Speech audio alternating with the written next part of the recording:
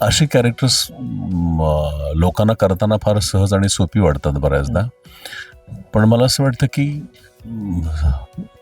त्याच्या पलीकडच्या गमती जमती असतात काही. बरोबर, आणि ते बरोबर. प्रत्येक कॅरेक्टर तुम्हाला देऊन जातं.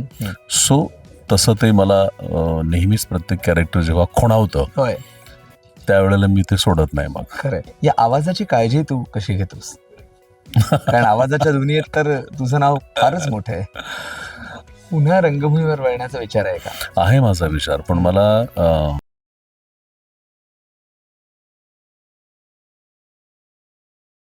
नमस्कार, मी गणेश आचवल. स्वामी कृपा क्रिएशन्स या युट्यूब चॅनलमध्ये तुम्हा सर्वांचं मनपूर्वक स्वागत करतो. निमित्त आहे दृश्य अदृश्य या नव्या कोऱ्या मराठी चित्रपटाचा, जो 19 जून 2026ला प्रदर्शित होतोय.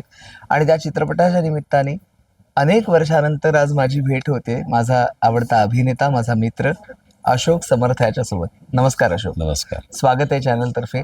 एका वेगळ्या माध्यमात आपण भेटतोय. तेव्हा हो, प्रिंट हो. मीडियासाठी खूप इंटरव्ह्यूज केले होते आपण, करेक्ट. नाटकापासून वगैरे सगळे असे नवीनच्या वेळेस Yes, आपण yes, केलं होतं. yes. आठवलं ना नक्की? नक्की. आता मला जाणून घ्यायचंय, दृश्य मध्ये ही जी भूमिका ऑफर झाली आणि मुळात पोलिसाची भूमिका, पोलीस अधिकाऱ्याची भूमिका, काय सांगशील भूमिकेबद्दल? इंटरेस्टिंग कॅरेक्टर आहे ऍक्च्युली. मग तसं खाकी वर्दीचा आणि माझा खूप जुना होय. संबंध आहे. सो पण या कॅरेक्टरची शेड्स थोडीशी मी जाणीवपूर्वक वेगळी ठेवली, कारण तो महाबळेश्वरच्या पोलीस स्टेशनचा इन्चार्ज असल्यामुळे तो ग्रामीण भाषेचा जो गोडवा आहे त्या मातीतला, तर तो त्या लँग्वेजचं ॲक्च्युली मी पांघरून घालायचा प्रयत्न केला आहे. आणि सस्पेन्स आणि थ्रिलर असा हा सब्जेक्ट असल्यामुळे कॅरेक्टरच्या थॉट प्रोसेसला आणि थॉट प्रोसेसच म्हणूया आपण, ती उलगडण्याला खूप एक चॅलेंज असतं, इंटरेस्टिंग असते. कारण ते एक तसं ते गूढ असतं ना सगळं ते. बरोबर. सो त्या गूढ गोष्टींची उकल करण्याकरता डिपार्टमेंटचं एक ट्रेनिंग झालेलं असतं खरं तर. येस.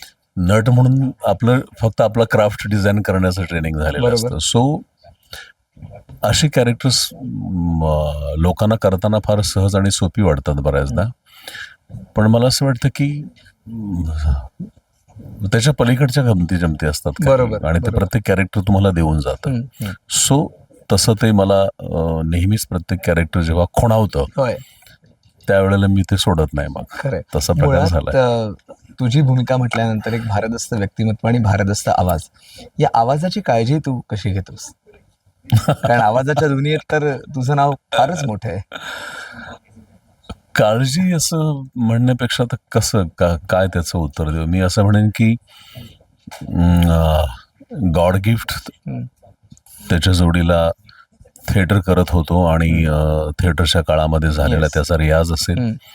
आणि त्या पलीकडे आत्ताही अधूनमधून ज्या वेळेला काही कॅरेक्टर्स अशी पोर्ट्रे करायला मिळतात. आता उदाहरणार्थ राजा शिवाजी सारखी होय, फिल्म होय. केली, त्याच्यातला कान्होजी जे आहे, खरंय. एका वयस्कर जबाबदार कर्तृत्ववान योद्ध्याच्या मग त्याचा तो व्हॉइस किंवा काय, अधूनमधून अशी कॅरेक्टर करायला मिळतात. त्यावेळेला त्याचा त्या कॅरेक्टरचा प्रवास उलगडताना जो लागत जातो बरोबर. तो तुमच्यापर्यंत खरं तर पोहोचतो. पण मी काम करत असताना मी आवाज नाही काढत अजिबात. बरोबर. म्हणजे प्रॅक्टिकली मी ते बरोबर. कॅरेक्टर, आता मी जसं तुमच्या बरोबर बोलतोय मी, तर हा जो माझा आहे तो हा आहे. बरोबर. पण जेव्हा त्या कॅरेक्टरच्या विचारांबरोबर मी जोडला जातो आणि तो विचारांचा प्रवाह जेव्हा मी उलगडायचा प्रयत्न करतो, त्यावेळेला जो लागतो तो मग डबिंग करताना पुन्हा सेम परफॉर्म करायचा असतो. बरोबर. आणि मग त्यावेळेला आपोआप जो स्वाभाविकपणे जो तिथे वर्क होतो ती माझी व्हॉइस क्वालिटी. सो मला असं वाटतं की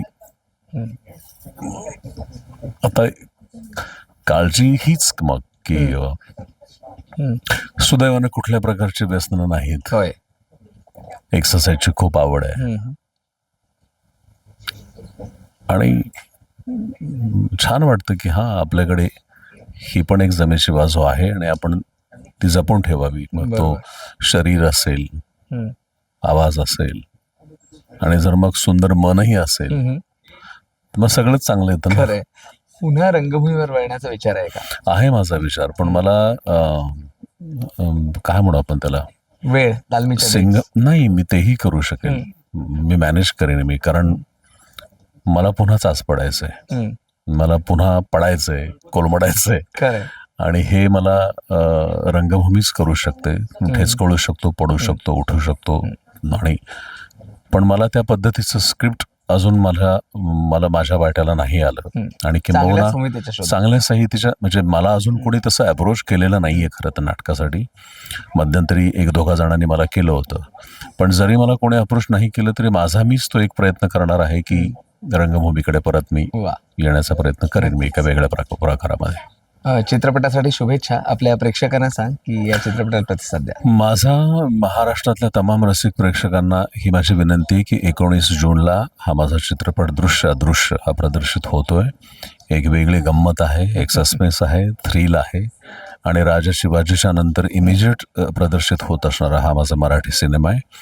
तर माझी विनंती आहे की आजपर्यंत तुम्ही ज्या पद्धतीनं माझ्यावरती प्रेम करत आलात, माझ्या कॅरेक्टर्सच्या प्रवाहामध्ये तुम्ही सामावत असता, तुमच्या प्रतिक्रिया भावना तुम्ही माझ्याकडे व्यक्त होत असता, तर आपण एकमेकांच्या सोबत इंटरॅक्शन करण्याकरता पुन्हा एक संधी आहे. तर आपण 19 जूनला प्रेक्षकगृहामध्ये जा आणि ह्या सिनेमाचा आस्वाद घ्या. धन्यवाद. चित्रपटासाठी शुभेच्छा आणि आपण लोकांना सांगूया की चॅनलला सबस्क्राईब करा, व्हिडिओला लाईक करा, शेअर करा. धन्यवाद. Yes, thank you.